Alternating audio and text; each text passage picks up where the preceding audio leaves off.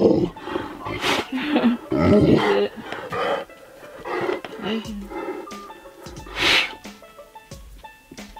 Run away, cow.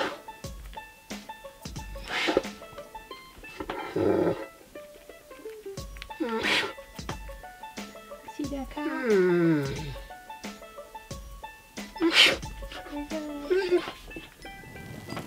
So we've been kind of busy as of late, kind of dealing with a lot of stuff, including vehicle troubles. I've had some issues with the Kia, and I'm having issues with the truck. The Kia, I just had to replace not only the starter, but also the alternator. That was kind of lame. But this vehicle is over 10 years old, has over 250,000 miles on it.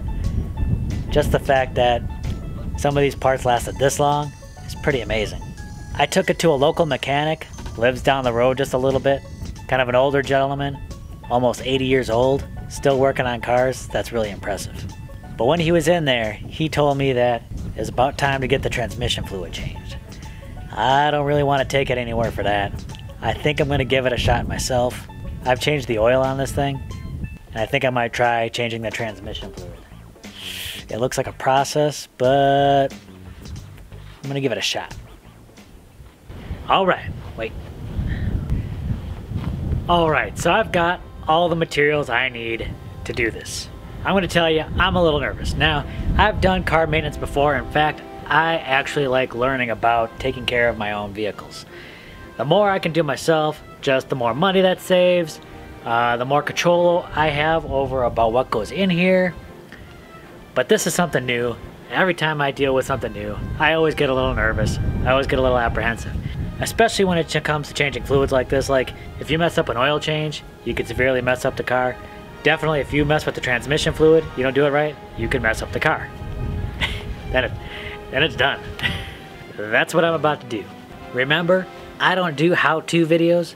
This could be a how not to do. I could be like, this is the death of the Kia.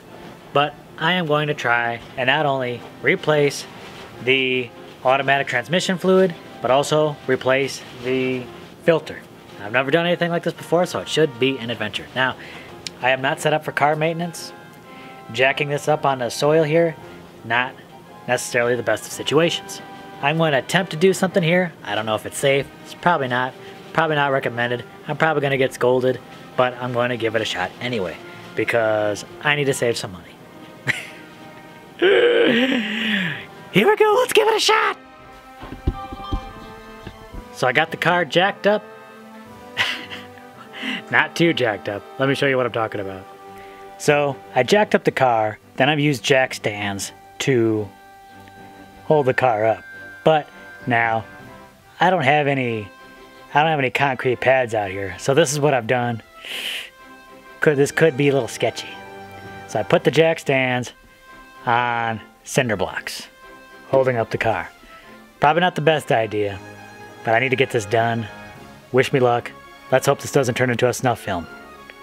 Alright, I got my big old socket. Let's get to work. Let's see if I can get this thing done. Okay, I'm underneath the car. This is the pan for the automatic transmission. And I think what I need to do is come under here, loosen this up, drain the oil, and then I can take this pan off. And I might need to take this off. This guard, whatever this is. So as you can see, I pulled the plug, draining the fluid right here. Very dark. Probably long overdue for something like this. While I've been letting that drain out, I removed that cover. That cover took me a little bit just to find the right piece, but no problem. I got it out. Now let me show you what's going on. Now that I got that cover off, I got better access to this pan. It's still draining, but I don't think that's a problem. I'm going to now remove all the bolts going around the pan. Well, it's the next day. Got kind of late. Had to stop what I was doing, but I made some progress. So I finished removing all the bolts going completely around the pan. Now I gotta remove that pan and hopefully it's not that big of a mess. Alright, now that I got the pan off, I used the brake cleaner, kind of got my pan clean.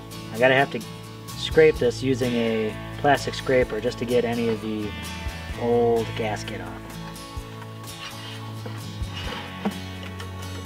So what I'm doing here, there are 3 bolts holding the filter in place.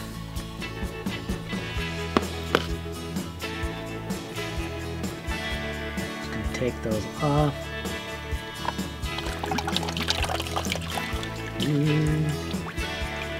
Just double checking to make sure the parts are the same. Looks like the same size, so we're good on that front. Looks like these come off. I'll have to take off these magnets, install them on the new filter so that catch all these little metal shavings. So I put the gasket, fit it over the pan, and then I place the bolts back through the pan. Now what they recommend when you start tightening up these bolts, that you do it in a crisscross pattern, going across the pan to each bolt, and that way it helps ensure a more even seal across the pan. That's what I'm doing right now.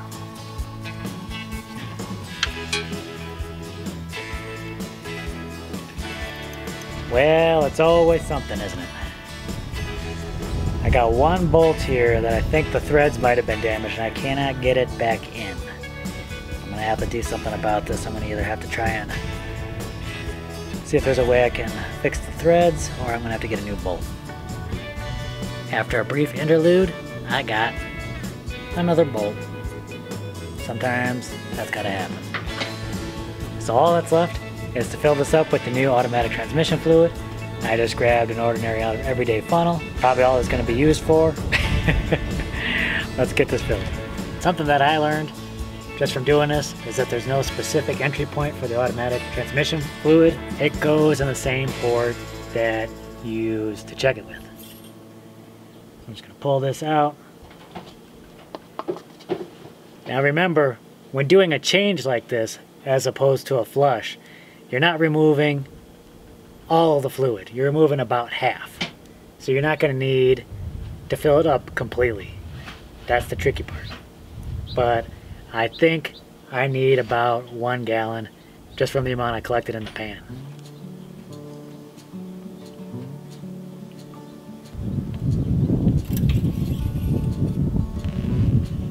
Now that the car is safely back down to ground level, I feel a whole lot better about the situation. I'm feeling pretty good about this. I learned something new, picked up a whole new skill. Now I know how to change my automatic transmission fluid. Now you may ask, Jim, why do you got car maintenance here on a homesteading channel about permaculture? What does this have to do with anything?